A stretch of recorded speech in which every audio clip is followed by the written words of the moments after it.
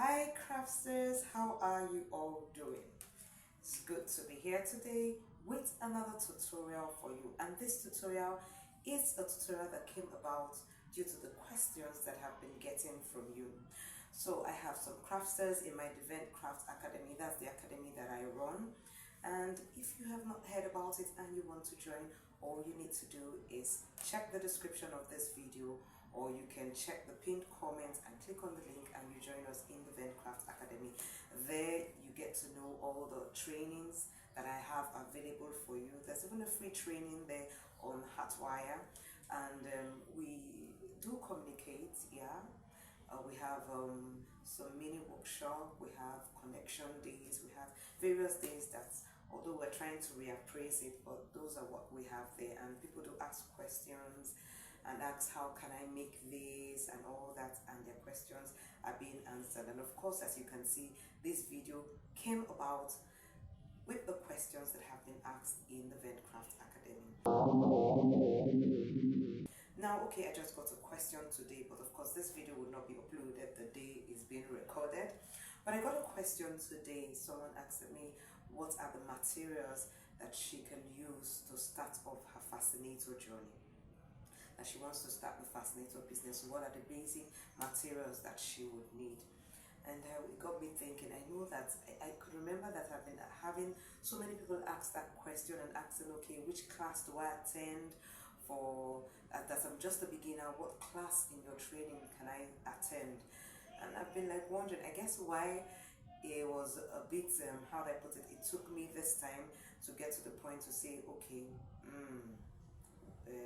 this is the class you should actually go, and all that is because for me, I started making Fascinator due to necessity. I started this business being a bridal shop. I started selling wedding gowns. First of all, I used to import wedding gowns and sell according to people's design, and from there I moved over to becoming a one-stop shop for brides, meaning from your bridal shower up to your honeymoon, you come to my shop, you have everything that you need. From there I moved up to instead of buying the bouquets, I started making the bouquets myself. I won't talk about the issue, what happened during the bouquet, because that's for another section, another video. But for the Fascinator, since that's what we're basing on right now, what happened was that I had two millionaires who used to make fascinators for me. One was high-end fascinators, or should I say high-end? Not high-end. One, her price was high, and the other one was budget friendly. Okay, well, depending on your budget, of course, but okay, let me say it was of a lower budget, the other one was of a higher budget.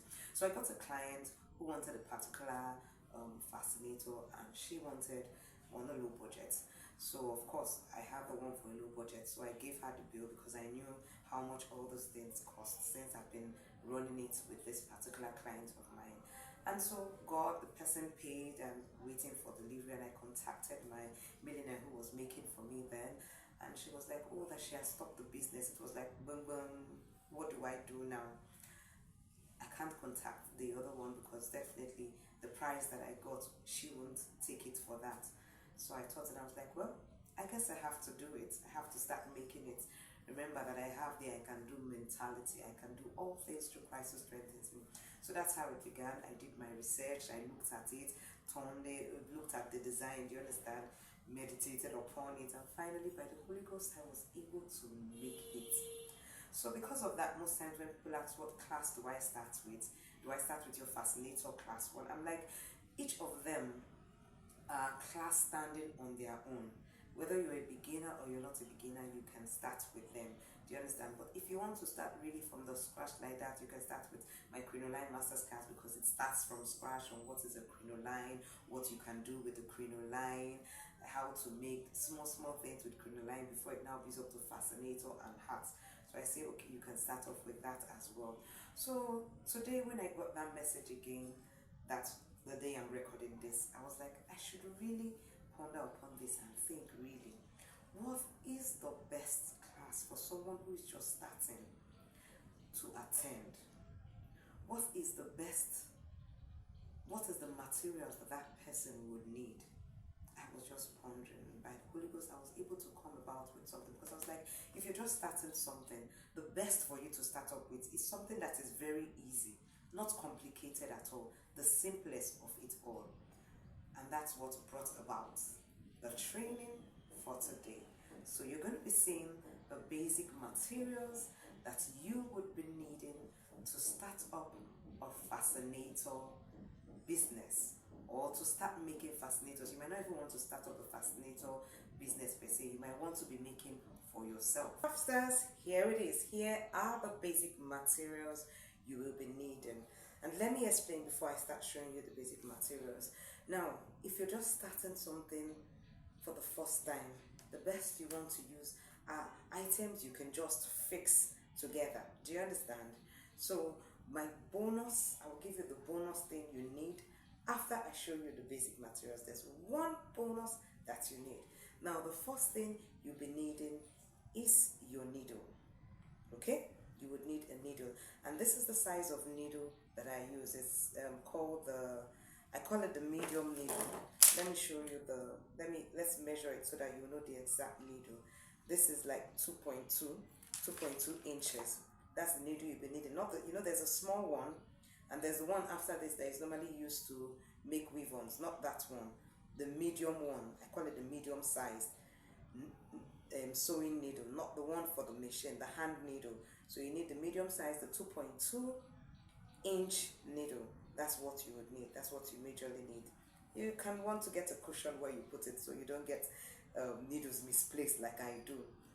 Then the next thing you'll be needing, I put this as one, this two, needle and thread, because they always come together. So this is number one. Remember I said we're going to be looking at 10 materials or 10 items you'll be needing to start up your fascinator journey. Now, okay, you'll be wondering, you're not showing me thread. Okay, now if you want to start making, all right, you might not want to start having different colors of thread. And aside that, with my journey as a millionaire, I've come to realize that recently I mainly use just this fishing line.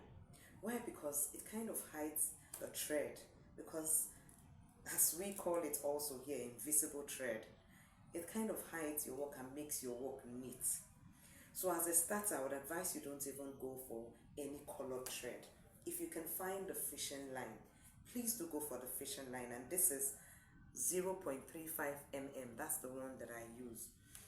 And here, the particular one that I use they have two types. As I said in my previous video, I just discovered that they have the one for 300 naira and the one for 800 naira. I go for the one for 800 naira. They say it's stronger.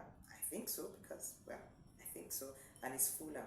So go for that one. But if you can't find the fishing line, then by all means get a matching thread to the materials that you are using. But if you can, go for the fishing line, because all you need will just be one fishing line and you use it for all your projects. So as a starter, get the fishing line. Now the next thing you'll be needing after that is your measurement tape. Okay, this is a simple measurement tape. They have the small and the big, but I've always used this one. Then the next one you'll be needing, of course, is your scissors, which will help you cut your materials and anything that you need. Okay, please get your scissors. So this is the what? The third one. So we move on to our fourth. Now our fourth is what I will call your fascinator holders. Now there are various type of fascinator holders that we have. I would use this opportunity to show you some. Now if you want another class on when you use various type of fascinator holders, please do let me know. I kind of have a feeling I've done a video on it. I would need to check, but just in case I haven't, and I even have an upgrade, I will do another one. So you can just let me know in the comment section below. Please, can we have a class on the various type of fascinator holders that we have? Now we have this comb, the plastic comb. Now aside this comb, there are different kinds of comb. They have the iron comb, and they have different, even the plastic has different types, but this is the one I majorly use, the plastic comb. Then we have the elastic bands. These ones are the ones that they measure in inches when it's being sold. You can see you have different types. You have the thin type, you have this. There are even ones that are bigger than this. Okay? Now this also is an elastic band, but this one is the one that goes all the way around. I don't use this again. I mainly use this one. So you might want to get this one instead of this. But this is equally okay. This is what I started with. I always used to use this, but I can't remember when last I used this actually. Can I? Nah, I can't. Then we have our Alice band. Now this one is the 0.2 inch width Alice band. Usually the Alice band is measured at the biggest width. Although this one's width is the same all the way around. It's called an Alice band. So you need the 0.2. Well, depending on the fascinator you are making, this will not go for all types of fascinator. So we have different types of Alice band according to their width. This is the thinnest, then you have them going big. But I would advise, there's the one that is made of plastic. Do not buy that one. That one breaks easily, and you don't want your clients coming to you telling you, oh, what you made for me, the band has already broken. Stay away from that. Then we have our clip. Now this clip, I think it's called alligator clip. This clip, you have different sizes as well. Depending on the fascinator you're making, you need to know the width you use. But this is the most common. Let me give you the measurement so that if you want to stop, you get this one majorly. This is the major length you would need. This is the 3-inch width um, clip. Alligator clip. Then you want to get your, okay, before we go into this, let's go into this. Then you want to get your glue.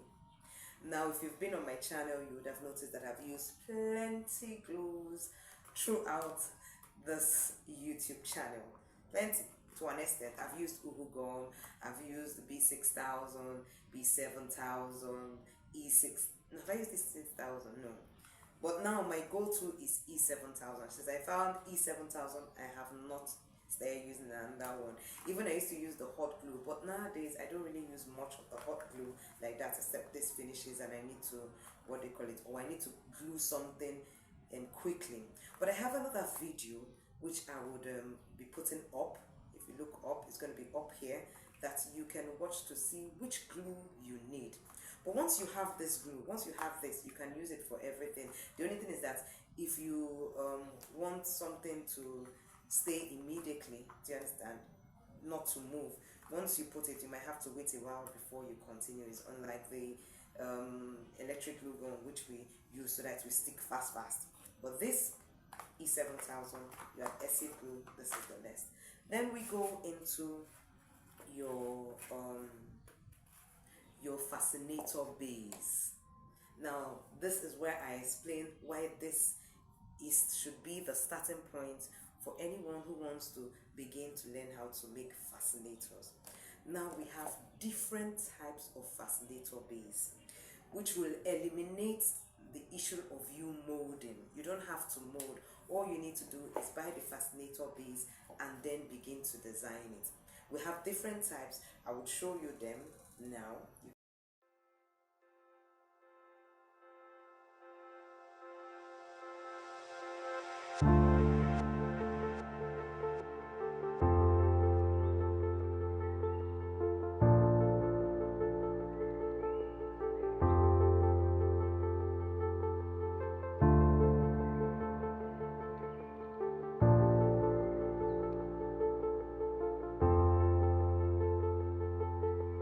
Oh, and before we move on, while you're still watching the video, I want to quickly share something special with you. I created a membership right here on this channel designed to help crafters like you grow faster and feel more supported. Whether you're just starting out or looking for mentorship, there's something for everyone.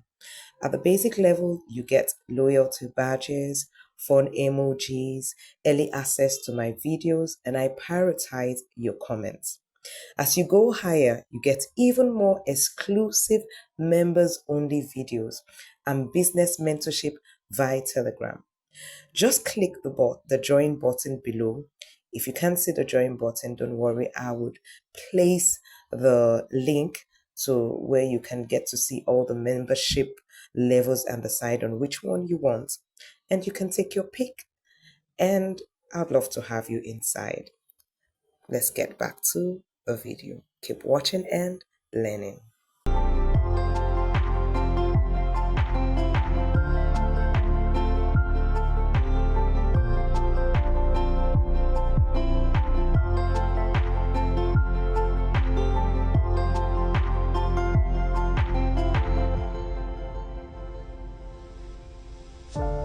Wondering where to get any of the tools or materials I used in this video?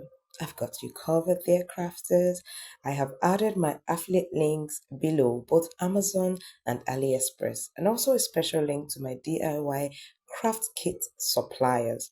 So you can check for it in the description of this video.